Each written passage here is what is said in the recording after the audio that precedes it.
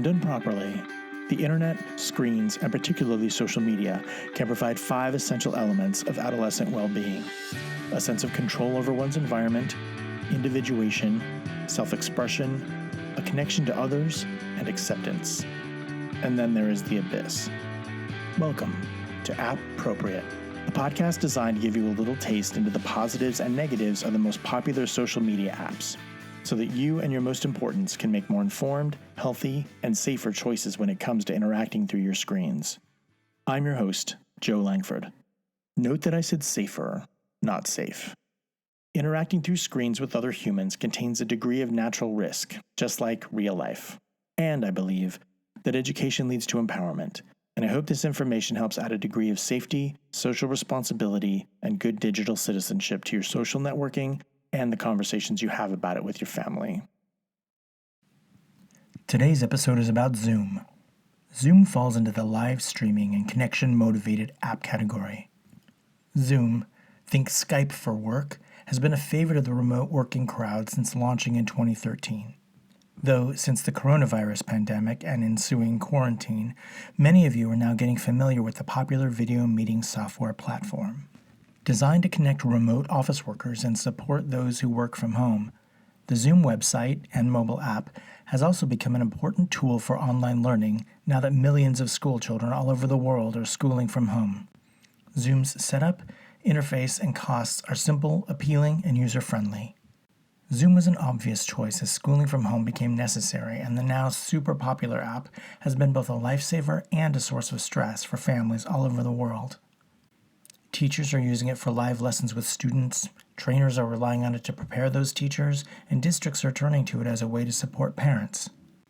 Similar to other meeting platforms like Google Hangouts, kids of all ages can use it to attend online classes, study and chat with friends and grandparents, and even join remote events like movie parties and game nights. Zoom can work on most any device and can be accessed by logging into the website, downloading the app and creating an event, or accepting someone else's invite. For example, kids will typically get an email from a teacher with an 11-digit meeting ID link that students can click on to get into the class. Zoom usually gives a prompt prior to logging on to test the device's microphone and camera. Though it isn't necessary to have your camera on when attending a Zoom meeting, and though most adults do, many kids choose to leave their camera off. Meeting attendees don't need their own Zoom account if they're just joining classes or meetings scheduled by other people. Only the hosts need to have their own account. However, Zoom is free to download and use. For hosts, if they want to have meetings for more than 40 minutes at a time or more than 300 attendees, there are priced plans available on their website, zoom.us. Zoom's terms of service state that it protects user information and does not sell user data collected from kids under 13. However, there's a degree of targeted advertising which can affect middle and high school students in the form of ads which don't appear on Zoom itself but may show up on other sites. Educational accounts that are part of school subscriptions typically come with stronger privacy protections, and encouraging your child to use their school email for Zoom may help avoid some of those third-party tracking issues. Zoom has actively become a source of support and resource for educators, and teachers and students are using Zoom in all kinds of creative ways, from teaching full classes to hosting virtual office hours in which teachers and students can get one-on-one chat-based check-ins or tutoring. Kids can use emoji-like icons to wordlessly signal the teacher that they have a question or a comment, or need them to slow down or to take a break. They can voice or text chat with the teacher, with the whole class, or they can DM other students. They can break out into smaller study or project groups. They can share their screen, project projects, brainstorm on virtual whiteboards, and collaborate with others on shared documents in real time. One of the more fun things that users can do, if you have your camera on during a meeting, is create a virtual background in Zoom. This allows other attendees to see your face, but you may look like you're sitting on the beach or in a Minecraft landscape, or David and Alexis's room from Schitt's Creek. This allows users to maintain a level of privacy and interject a bit of lightheartedness into their school experience. The possibilities already seem endless, but they're growing by the day, and the downloadable options seem limited only by one's imagination, or the toggle feature that teachers can use to disable it if it gets too distracting. Hosts, including teachers, can also restrict the session to authorized attendees only, which requires participants to either log into Zoom or enter a password in order to join the class. Restricting participants is a great safety and security measure which prevents uninvited guests from gaining access. This is commonly referred to as Zoom bombing.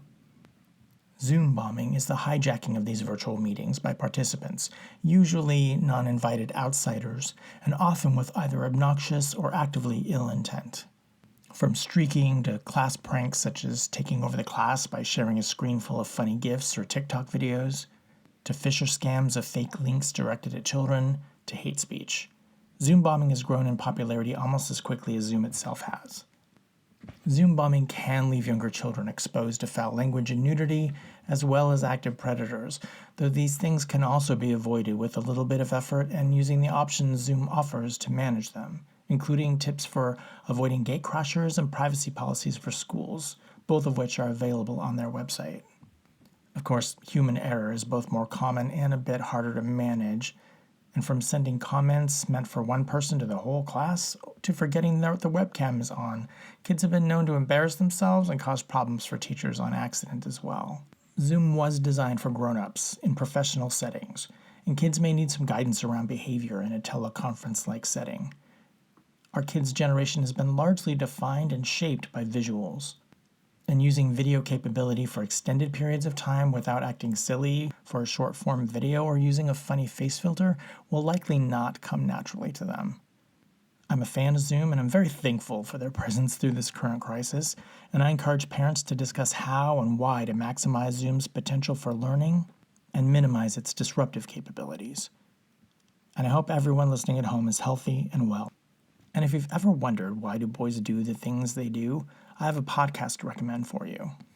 My friends and trusted colleagues Janet Allison and Jennifer Fink of boysalive.com have a cast called On Boys, in which they interview internationally acclaimed boy experts, authors, and parents, including myself. Janet is an educator, family coach, an author, a speaker, and a podcast host. Jennifer, her co-host, is a freelance writer and a mother of 4 boys. The topics are far-ranging, and each one is designed to help you understand yourself, your kids, your partners, and your teachers in a way that also supports how we're raising our boy-identified kids. And it's one of my top 5 favorite podcasts. I've worked with Janet and Jennifer, trust them implicitly, and had a blast on Boys speaking about, of course, apps and digital citizenship. Each episode is only about 20 or 30 minutes long and features humor, insights, and takeaway tips that you can use right now. It's a haven, resource, and a one-stop shop for parents, educators, healthcare providers, community activists, anyone who cares about boys. So check out the On Boys podcast from boysalive.com. Real talk about parenting, teaching, and reaching tomorrow's men. Thank you for listening. I'm Joe Langford. I'm a therapist, a sex and tech educator, and a dad, and I specialize in helping families navigate that intersection of adolescence, sexuality, technology, and behavior. More information about me and my work to promote healthy, positive, and safer sexual and social behavior, both online and off, can be found at my website, beheroes.net. The advice presented in this podcast is a form of education and is intended to provide general information about common though broad topics that impact underage people. Specific circumstances and facts may make said advice unsuitable and/or other actions necessary for individuals. This podcast is meant to be an adjunct, not a replacement, for IRL experience, professional advice, and good old-fashioned common sense. In addition, much of the information included here can and most likely will change with time, culture, and the rapid development of technology. BeHeroes.net does not seek nor accept any monetary gain or financial support from any social media platform mentioned. BeHeroes.net is committed to providing quality consulting, coaching, product, speaker, and contracted therapeutic services, advocacy, and resources to clients, visitors, customers, colleagues, and fans. Appropriate is produced by BeHeroes.net.